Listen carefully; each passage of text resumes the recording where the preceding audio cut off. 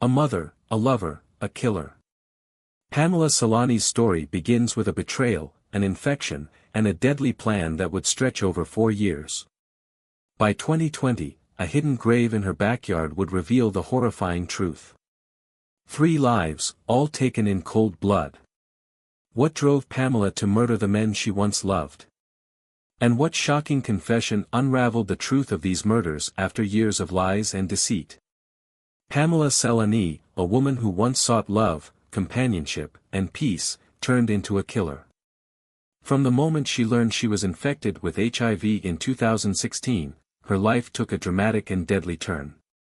What followed was a series of calculated murders, 2 lovers and her own child, all buried in the same backyard.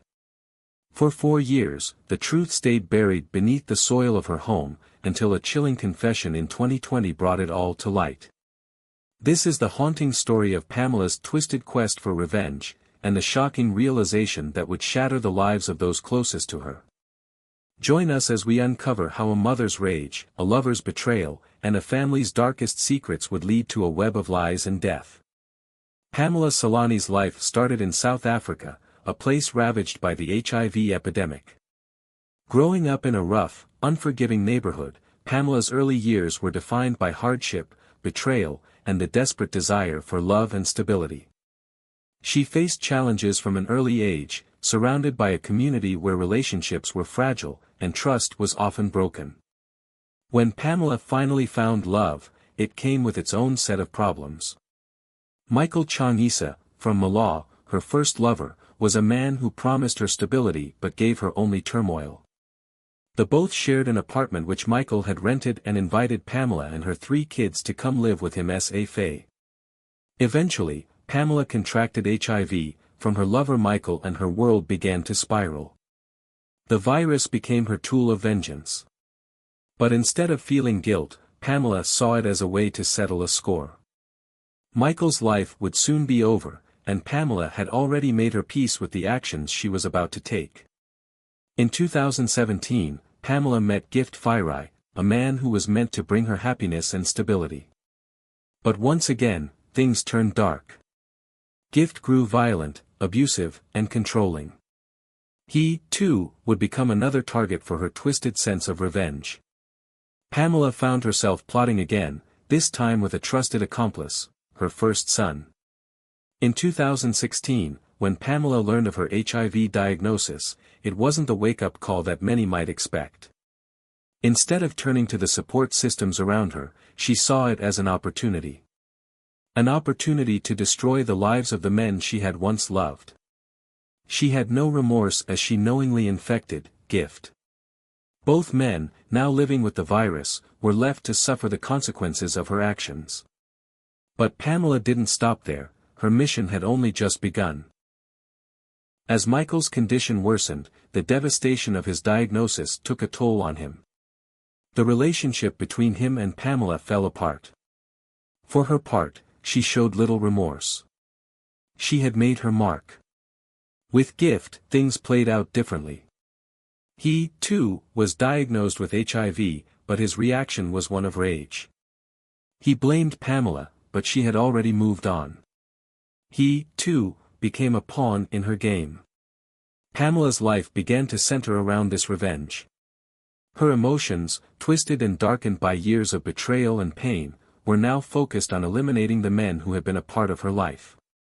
As Gift grew more violent and began to abuse her, Pamela knew what she had to do. And just as before, she decided to act. There was no turning back now. The first murder occurred in 2016. Pamela and Michael has a heated argument on how he has infected her with the virus. Weeks after the argument, Pamela and her second boyfriend Gift worked together to kill Michael. Gift hid in the bathroom, waiting for Michael to fall asleep. Once Michael was asleep, Gift hit him repeatedly with a hammer, in front of Pamela's 2 young children. The man she had once loved, the man who had once been a part of her life, was gone. But it didn't end there. The crime was methodical. Pamela and Gift buried Michael's body in the backyard of her home, an unassuming patch of land that would soon hold the bodies of more victims. Over the following months, Pamela's relationship with Gift continued, with Gift now moving into the home Pamela once shared with Michael. Gift became abusive, and the fear of him turning on her started to creep in. Pamela knew what she had to do. She couldn't allow him to live, to continue threatening her. In 2017, she and her first son Avile Janjuana, who had become deeply involved in her dark world, murdered Gift. The method of murder was a violent end. Pamela and her son poisoned Gift and held his head in water until he died. And once again, the backyard would become a graveyard. Gift's body was buried on top of Mitchie's, the two men now lying in the same patch of earth. Pamela's son, already struggling with addiction, had become a source of stress. He began to blackmail her, demanding money and threatening to expose her crimes. The tension between them grew unbearable. Pamela, once again, saw only one solution. In 2018, her son became the third victim. With the same cold calculation, Pamela ended his life. And like the others, his body was buried in the same spot as Michael and Gift. With the help of her 14-year-old second son. For years, Pamela thought her actions had gone unnoticed. She continued to live in the same house, the same home that held the memories of her victims, buried in her backyard. But in 2020, everything changed. It all started when Pamela's second son, who had witnessed the whole crime, began to exhibit disturbing behavior. He spoke of seeing ghosts, of hearing voices, of witnessing the spirits of the men his mother had killed. His disturbed actions raised concern within the family. Desperate to fix what she believed was madness, Pamela took him to a traditional healer in the hopes of curing him. But what the healer uncovered was far more than a curse. It was a confession, an admission of the truth. The second son, under the healer's influence, revealed everything. He spoke of the murders, of the bodies buried in the backyard, of the horrific acts his mother had committed. And just like that, the web of lies that Pamela had so carefully woven unraveled. The police were called, and the investigation began. Pamela and her son were arrested. The charges against the son were later withdrawn and he became a state witness. What police discovered in the backyard during investigation shocked everyone. As the officers dug, they unearthed the bodies of Michael, Gift, and Pamela's son, 3 victims, each buried in the same patch of earth. The truth was undeniable. Pamela had killed 3 people and buried them in her backyard, keeping her secret for years. As the investigation unfolded, Pamela's entire life came under scrutiny. Her cold, emotionless demeanor during questioning suggested a woman who had long since abandoned any sense of guilt. At trial, Pamela showed no remorse. Her defense was weak, offering no explanations for her actions. She had planned the murders with chilling precision, and now, the full extent of her actions would be exposed to the world. The prosecutor described Pamela as a woman driven by revenge, a mother whose anger and betrayal had festered into something deadly. However, state prosecutor, an advocate, argued that Pamela showed no remorse for her actions as she still maintained her innocence even after being convicted. He added that Pamela is convicted of serious offenses that are prevalent in the country.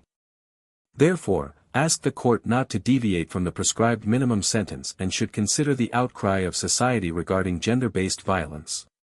She asked the court to impose a sentence that would send a message to the community and deter other citizens from committing similar offenses.